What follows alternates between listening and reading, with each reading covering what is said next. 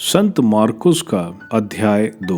अर्धांग रोगी। जब कुछ दिनों बाद ईसा कफरनहूम लौटे तो यह खबर फैल गई कि वे घर पर हैं, और इतने लोग इकट्ठे हो गए कि द्वार के सामने जगह नहीं रही। ईसा उन्हें सुसमाचार सुना ही रहे थे कि कुछ लोग एक अधर्ग रोगी को 4 आदमियों से उठवाकर उनके पास ले आए। भीड़ के कारण वे उसे ईसा के सामने नहीं ले जा सके, इसलिए जहां ईसा थे उसके ऊपर की छत उन्होंने खोल दी और छेद से अधर्ग रोगी की चारपाई नीचे उतार दी। ईसा ने उन लोगों का विश्वास देखकर अधर्ग रोगी से कहा, बेटा, तुम्हारे पाप क्षमा हो गए हैं। वहां कुछ शास्त्री बैठे हुए थे। वे सोचते थे, यह क्या कहता है? यह ईश निंदा करता है। ईश्वर के सिवा कौन पाप क्षमा कर सकता है? ईसा को मालूम था कि वे मन ही मन क्या सोच रहे हैं। उन्होंने शास्त्रियों से कहा, मन ही मन क्या सोच रहे हो?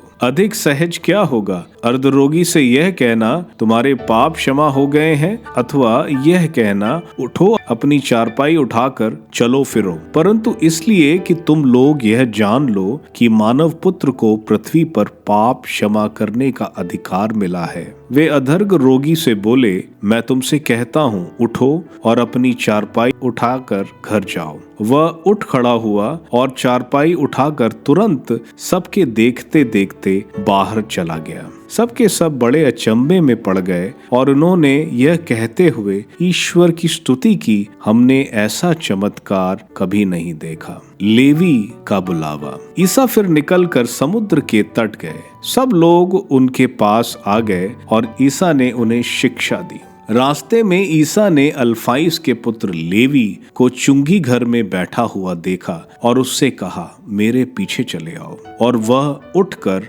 उनके पीछे हो लिया। एक दिन ईसा अपने शिष्यों के साथ लेवी के घर भोजन पर बैठे। बहुत से नाकेदार और पापी उनके साथ भोजन कर रहे थे, क्योंकि वे बड़े संख्या में ईसा के अनुयायी बन गए थे। जब फरीसी दल के शास्त्रियों ने देखा कि ईसा पापियों और नाकेदार के साथ भोजन कर रहे हैं, तो उन्होंने उनके शिष्यों से कहा, वे नाकेदारों और पापियों के साथ क्यों भोजन करते हैं? ईसा ने यह सुनकर उनसे कहा, निरोगियों को नहीं, रोगियों को वैद्य की जरूरत होती है। मैं धर्मियों को नहीं, पापियों को बुलाने आया हूँ। उपवास का प्रश्न। योहन के शिष्य और फरीसी किसी दिन उपवास कर रहे थे। कुछ लोग आकर ईसा से बोले, योहन के शिष्य और फरीसी उपवास कर रहे हैं, आपके शिष्य उपवास क्यों नहीं करते? ईसा ने उत्तर दिया, जब तक दुल्हा साथ है क्या बराती शोक मना सकते हैं? जब तक दुल्हा उनके साथ है वे उपवास नहीं कर सकते, किंतु वे दिन आएंगे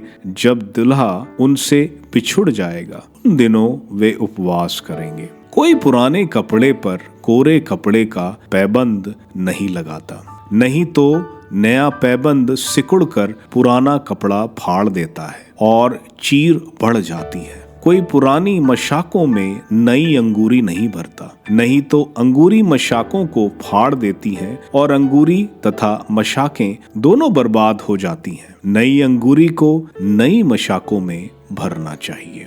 विश्राम के दिन बालें तोड़ना। ईसा किसी विश्राम के दिन गेहूं के खेतों से होकर जा रहे थे। उनके शिष्य राह चलते बालें तोड़ने लगे। फरीसियों ने ईसा से कहा, देखिए, जो काम विश्राम के दिन मना है, ये क्यों वही कर रहे हैं? ईसा ने उन्हें उत्तर दिया, क्या तुम लोगों ने कभी यह नहीं पढ़ा कि जब दाऊद और उनके साथी भूखे थे और खाने को उनके पास कुछ नहीं था, तो दाऊद ने क्या किया था? उन्होंने महायाजक अबियाथर के समय ईश मंदिर में प्रवेश कर भेंट की रोटियां खाईं और अपने साथियों को भी खिलाईं।